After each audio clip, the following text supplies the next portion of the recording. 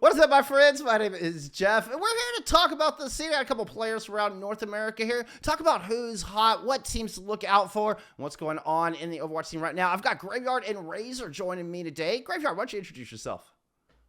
Yeah, my name is Graveyard. I'm currently the Flux support for Shikigami, and I have been for a while. Been competing for 2 to 3 years now, and that's about it.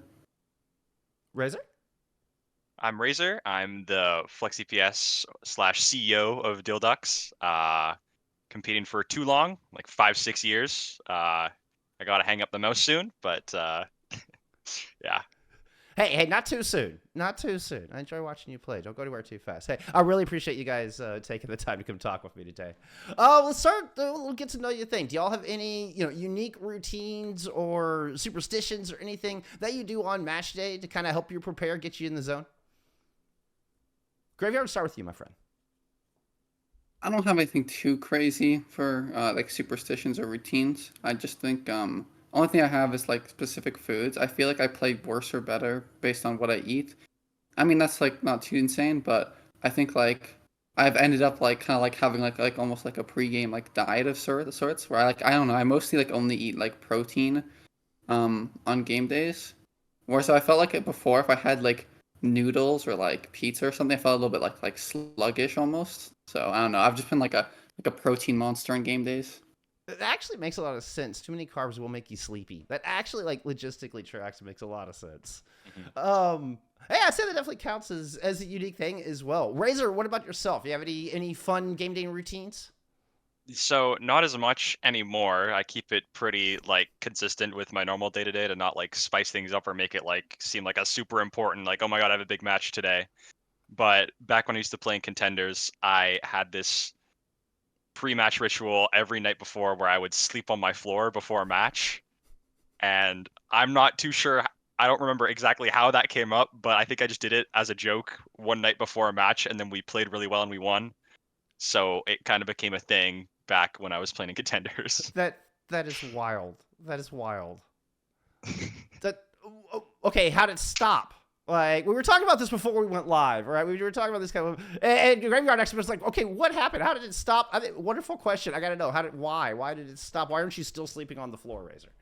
I'm too old to do it now, maybe. I'm old in Overwatch age. I'm not old, but I'm old in Overwatch age. I've been around too long. But I think it was like I just stopped competing as much after I moved to like a more rural place and my internet couldn't really like keep up with how much I wanted to play. Sure. So it just like kind of fell off, and now Mm-hmm. I don't want to sleep on the floor. So Yeah. The Yeah. idea of sleeping on the floor next to your perfectly good bed is kind of hilarious. Exactly. Hey, if it worked though, right? Like you It won. did work, yes. I mean, you can't fault Yeah. it if it worked. Oh, let's talk about some next up players. If there's one hot next up that you think we should all be keeping an eye on, who's the first name that comes to mind? Reyzr, let's start with you this time. I'll keep it biased and say PDK, my hit scan. He really leveled up coming into the like playoffs and relegation tournament, and I think a big piece of that is coming from like just playing a lot of FPL and just a lot of practice, stuff like that. PDK's been playing for quite a while too, and I think kind of got stigma in that manager role, but I mean, just kind of started into that starting role, correct? Yeah, he really just, I think it was like mid-season we just picked him up as like a sub slash kind of help out with our like other manager stuff like booking scrims, which we didn't have a lot of anyway, so I don't really know how that happened. Infamously. But yeah, no, I think just one match, Victor couldn't make it, and we put PDK in, and he just played really well, and we're like, okay, why don't we just keep this up then? And then the results obviously like speak for themselves in that regard. Yeah, no, PDK's definitely been a huge component of the Dilduck success of this past season and making it into OWCS here coming up. And with victory, I think it also gives you a nice balance in your DPS line. I mean, what a powerful, a lot of versatility there, a lot of options there. Graveyard, what are your thoughts on it? Who do you think is the big hot next up we should be keeping an eye on? I don't really have experience with a lot of the Masters teams, so not like really next up. But I think in terms of like OWCS players, I think Winter off of Amplify has really impressed me every time I've like scrimmed or played in some matches. I think like the Amplify team isn't like super impressive to me, and like even though they didn't get a win in OWCS, like I think either way, every time, I think Winter put up very good numbers and very solid performances, and I think you only see them get better, and I think they have a lot of potential. Yeah, 100%. 100%. It was an absolute joy to get to watch Winter in OWCS this season. Always fun to watch. Always fun to watch, particularly on that Soj. Let's talk about teams kind of in a similar vein. Actually, no. Scratch that. Edit. Let's talk about who do y'all think is the most gifted player in Overwatch? A talent that, where the level of talent way exceeds the amount that this player gets talked about. Who's a name that comes to mind and most gifted player in Overwatch that maybe a bit underrated? Reyzr, let's start with you this time. I think since last night we all had the same answer, but after his performance, we could all say like definitely everyone is talking about Zero now after the Crazy Raccoons 3-1. My other answer probably would be Chronic. I think we were just talking about it a little bit. He's more of like a player's player where he's not really as known to like the greater public, but like everyone is like, okay, this guy is insane. Like he's so good. Yeah. I love that definition of a player's player. I think that's really cool, really insightful, and not somebody I thought about. Personally, that's somebody that's kind of flew under my radar personally. Not a whole lot of public presence, but just a god on the battlefield. Graveyard, what are your thoughts? What are your thoughts on hot next up player we should be keeping an eye on? In terms of someone who like doesn't get enough like talk, I really think like from all these matches or over the past year, I think Admiral actually like never gets enough talk. He's actually like the magical Lucio. He gets so many like clutch picks and like fight wins, and I just think his impact is always so high. But I think with main sports in general, they don't get much talk. But I think Admiral like really deserves more attention. I love that description. The magical Lucio. That's so good. That is so good. And and the comms are such an important part of that kind of goes unseen as well. And particularly against a team like Crazy Raccoon. You got to think Admiral's the one doing a lot of the calming on the timing of those engagements and how critical that must be. For sure. Let's see. Moving on. Let's see. If we had to pick a master team from FACEIT Season 5 to make it into Stage 3 OWCS, who's a team that comes to mind, or who do you think is a team moving up through the ranks that definitely has the potential to make it all the way to the top at some point in this year? Graveyard, we'll start with you this time around. I have kind of two answers. One, I think Radicad has been like really improving. I think a lot of those players, they're still pretty young. Most of them are. I think a lot of them have a lot of potential in OWCS. And I think them as a core have only been getting better. And you look how close they got last time. They got third in Masters, 1 away from relegation. And it's really hard to know what they would have done in that. But I think they're just only going to get better. I think they're really strong. And then my other answer, I think EDM also is cooking a pretty good roster. And it could be very strong for this next season. Yeah, I've seen some things. Yeah, there might be some exciting stuff coming through the pipe. Obviously, we don't want to spoil any surprises. Yeah, no leaks. No leaks. No. We won't do that to you, editor. Don't worry. But I've heard something similar in the Radicad roster. I've heard Hutch is just a beast as well. I got talked with Scuff for a bit, and they were just bragging on Hutch and how Hutch is just a huge mix up and part of that Radicad roster. So I couldn't agree with more on both of those. Those are great answers. Reyzr, what are your thoughts? Who's been really impressing you through that Master Division? Your opponents as you were conquering Master Division this past season? Mm-hmm. One team I think that was like super like stood out to me was Avidity Ice. Like I think they were super underrated. Especially with like I don't think they even made like the top 8 playoffs, but like when we played them in our final, I think it was our final 2 games, they were like very good. A lot of those players. And Graveyard reminded me of another player like on like the PDK level we were talking about earlier, Lich. Oh, Lich is really really good. Like, so for me, I remember playing in contenders and then Tree joined Odyssey, and it was like that very young, whatever, like flex DPS kind of just coming in like, okay, where'd this guy come from? Lich kind of reminds me of that. So it's a little scary thinking about like what he probably could end up becoming. And he was like one of the main reasons I think we struggled the most with Radicad. It was like Lich was so good. So like going back to that answer, if I were to give another person, not my teammate, I would go Lich, but also like Radicad, and I think underrated Avidity Ice probably doing really good next season. Yeah, Vinny Ice is the team with ASC design and juice on it. Oh, so good, so good. And I agree. Like halfway through the season, you're like, oh, they're all right, and then at the end of the season, like, okay, I see Hmm. you. Yeah, great shouts. We'll keep an eye out for them for sure, for sure. Let's talk about the scene a little bit. We just kind of finished up with our first PNR matches, promotion relegation matches happened just about a week ago at the time of this recording. What kind of change does that have? I mean, this is our first introduction of this in 8 years of competitive Overwatch. How does that affect, particularly y'all as players and the teams, with this huge change to our ecosystem? Graveyard, let's start with you. I think the whole new ODBCS format and the whole relegation system within it, I think it really incentivizes teams to like build up together and stick together for a lot longer periods of time. Because I think in the past, look at like even like last season ODBCS, it's a whole different tournament every time. I think that ends up leading to a lot of like team hopping and just new rosters every tournament that don't really have a chance of making it anywhere. But people like have egos and like think they deserve better all the time. But I think this new format, like you look at the teams that were like successful this season of Masters and who like made it up, right? The Supernova core is like really strong, been together for a while.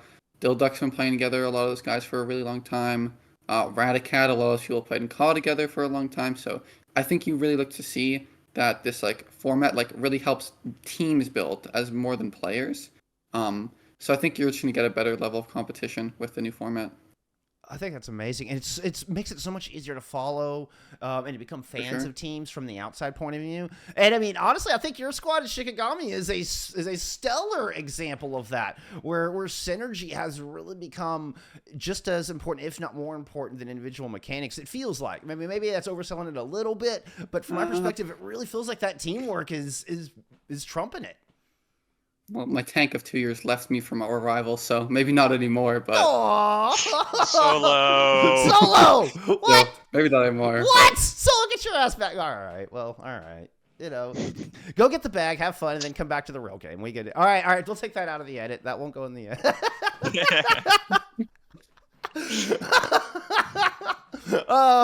Reyzr, what are your thoughts on our promotion relegation system here that's been introduced in 2025? How has it affected your perspective, your motivation, your thoughts on the scene? Yeah, I mean, so to try not to sound as old as possible, I've seen so many different ways they've tried to do, like to come from, a very amateur team all the way up. And I think this is definitely the best system that they've come out with. I remember playing in trials back in 2019 where it was a single elimination tournament, and then they changed it back to a round robin, and then they went back to like a tournament again to make it. It's like I think this is the best system they've probably come up with, like ever, at least for this kind of stuff. And I think it does, like talking about what Gabriel is saying, it's gonna force a lot of teams to stay together and like actually become teams. Like with my team, Dilducks, we're a group of friends first. Like that's what it was. That's like so it like I mean we've played together our core minus PDK, like the same exact players. I think OWCS stage one, and we're just we're still going at it, and we're just like having fun playing together. So it's like it kind of promotes staying together as a team, which I think was one of the biggest issues with like tier one, tier two Overwatch, where everyone was just like, oh, got to go play with these guys to go, get on a yeah. better team, better team, better team, better team, and there's not a lot of building, a lot more of just like, okay, can I jump to the next highest little step on the staircase? Yeah. I mean, I'm thinking of like 200 MS, where you had like Muse and Vigi and that crew Yes, come to play yes. in NA just to try to get noticed and picked up by an Overwatch League team. Like, it was so weird in that regard in those days. And yeah, this is. I also will say that the joy y'all bring, both of your squads do this, by the way. But when you all are playing together like that, and you have friends that play together like that, you can tell that there's a lot of joy involved, and that translates, y'all. Like, that translates. It makes it a lot more fun to watch from a viewer outside perspective. So I think that's really cool. That's amazing. What's your current opinion on the general meta right now? I mean, it feels like at this current point, there's a lot of variety that we've been seeing as of late. What are your thoughts on that? Would you agree with that statement? Reyzr, to start with you on this. I think like the introduction of hero bands and as like an aside perks have made like the game and like the meta in the pro scene so much more diverse. Because I feel like before you kind of had like your set meta, your set comp, whatever. You'd be like, okay, on these maps we're gonna play more of like a Ram style. On other maps you can play more of a Winston like rush comp. But on these like being able to like pick ban your map and then a hero ban to like force your own meta or like force your own comp. I think it makes a lot more of like it makes it a lot more strategic wise. Like specifically with our match into Shiki the first time around Graveyard, you guys just took us your map picks and you just like forced us to play your game, which I think Yeah. is a lot more like teams can do now. So I think it makes it a lot more fluid, and it kind of like I think I was talking to Marf about it, like about their hero ban philosophy, and it's like the way you have to think about it now is so much more insane than like how you had to think about it back in the day. Who's Marf, just for the fans out there?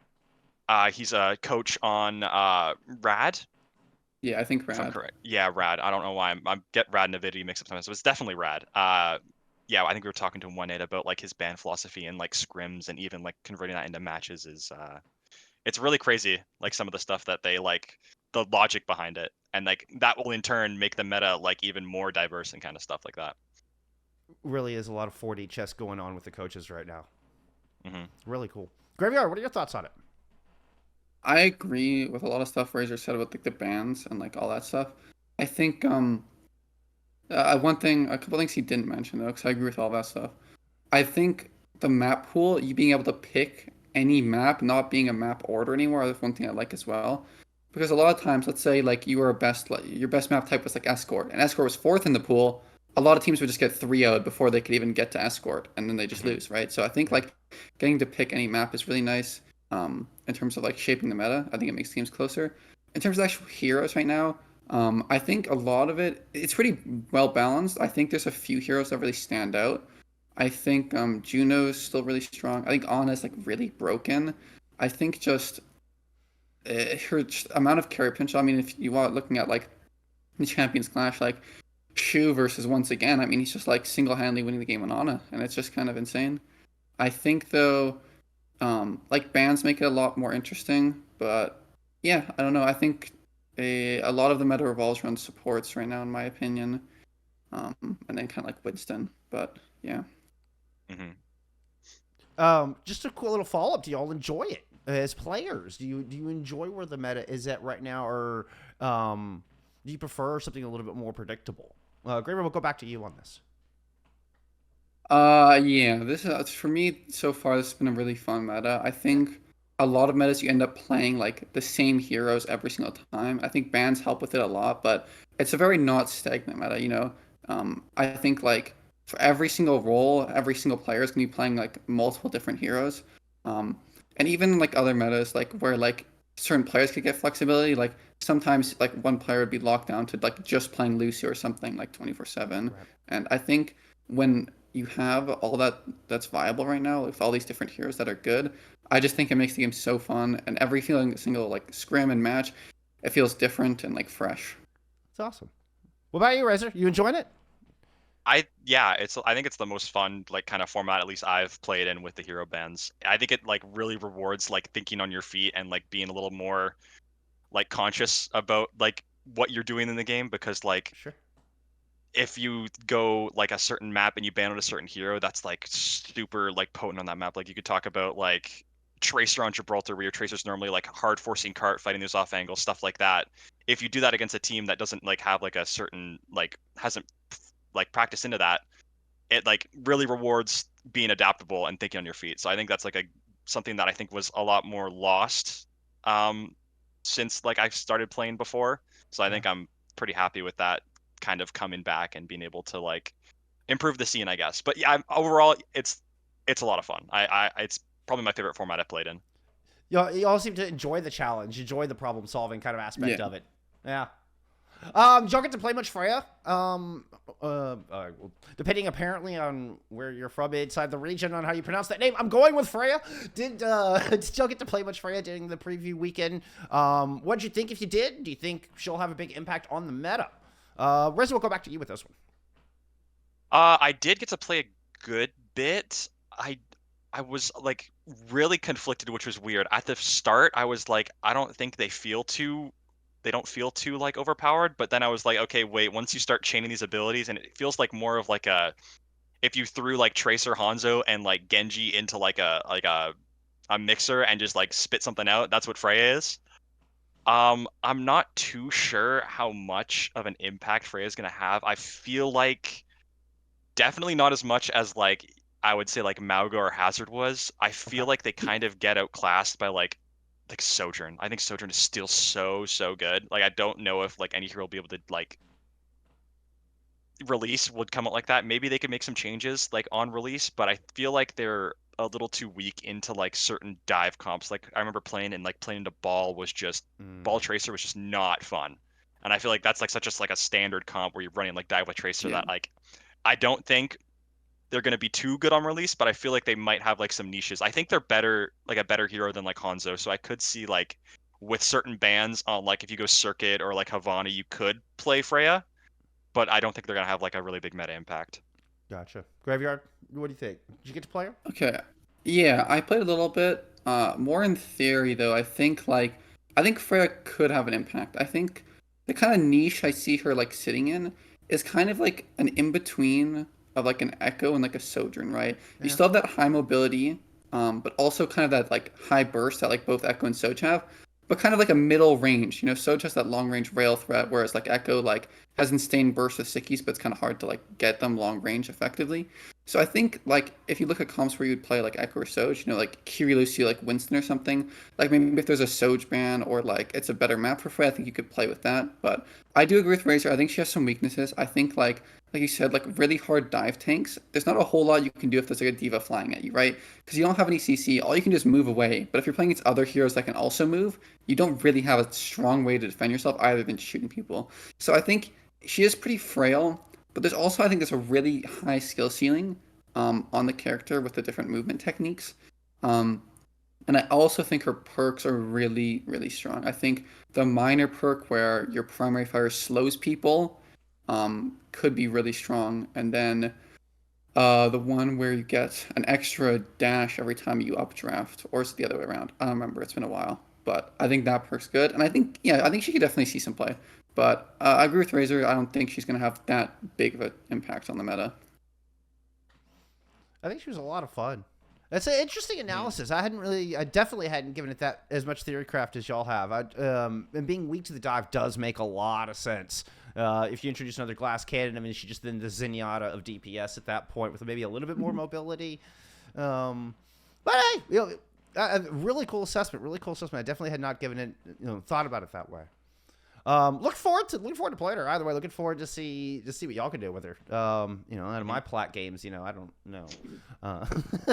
Any predictions for stage 2? I had Champions Clash written down in the notes. Let's just focus more on the future. Any predictions for stage 2? Who do you think is kind of going to be a dark horse of the stage? Who do you think is going to be the team to beat for OWCS stage 2?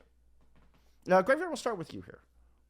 Well, I think since they announced EWC formats, there's 3 NA teams qualifying. I think you should still expect it to be Nightmare, Space Station, and Liquid making it. But in terms of dark horses, I actually think Rad could be, from what I've heard about rosters, I think they actually could have a really good roster. Once again, no leaks because Right. it's not allowed. But I think if you're looking at dark horse, like I think Rad could be good. And Timeless is always out there. They're always a threat. They have some good players. A really long-standing core. But depending on how impactful Freya is, like some of the tournament results could be resulted based on, which DPS kind of figures out Freya first and which one becomes like the best Freya. But once again, we don't know if she's gonna be good yet. So What do you think, Reyzr? Do you agree with that assessment? Yeah, I mean, with the extra slot, I think it's probably going to be Nightmare, like SSG Timeless, and I could see like maybe one of those spots being like maybe mixed around. But after like Nightmare's performance, even like last night, really just kind of solidifying them as like, okay, they're the team to beat after even they won and then they go and beat Crazy Raccoon in Champions Clash. I'll agree with Graveyard. I think Rad are probably the team that is going to be like the biggest like dark horse question mark where I could see like, okay, if they have a good like meta read and they have like a good game plan going into some of these games, I could see them upsetting like a certain team or two. Let's go Dilducks. We're gonna go for a win this season. Let's go Ducks. Let's go Ducks. We're definitely gonna do something in stage 2. yeah, I'll leave it at that. I can't wait.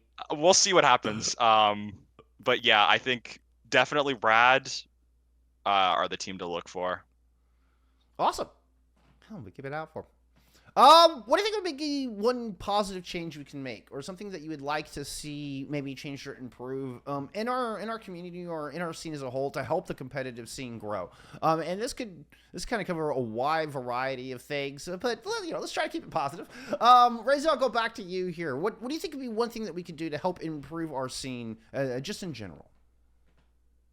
Oh, that's a toughie. I I know. think like even right now, I feel like I'm going back to like I've been around for so long that I feel like as like a scene right now we are doing very, very, very well. I feel like this is the best it's been around, and like I'll give a shout out to you, Bullskunk, because like I think the streams that you do in like with like streaming expert, streaming masters, dude, all those co-streams like are so big for the scene, especially like the way more amateur scene.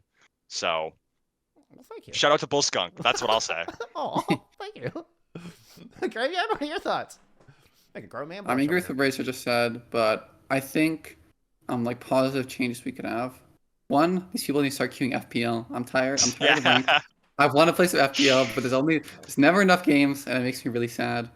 But I didn't know. Like I said, I agree with Reyzr. Like I think the community's actually in a really good spot right now.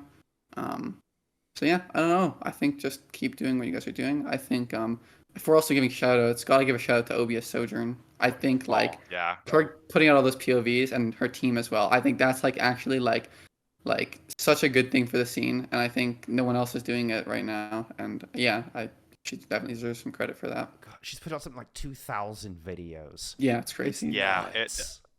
So I was Soaks, who was on my collegiate team, was helping her out with some of the China POVs because he was playing in China, he had a Chinese account. There was like a separate like server they needed to be on, and like the stuff that she like sent him to like record the POVs was like it's insane, the stuff that she does. Is it, I mean, just for like code and stuff that's yes, used? yeah, like Wow. just like the amount of like even effort like that she puts in is like insane, and like that amount of resource is gonna be like, it's like I can't. There's no words for it. There's so much with it. No, I mean it's archiving history for us. Yeah. What collegiate team are you on? I feel like St. Clair. Oh, that's right. I knew that. I did know that. Yeah. I did know that. Yeah. Yeah, I think that's about all I got for you, friends. Where can fans find you online?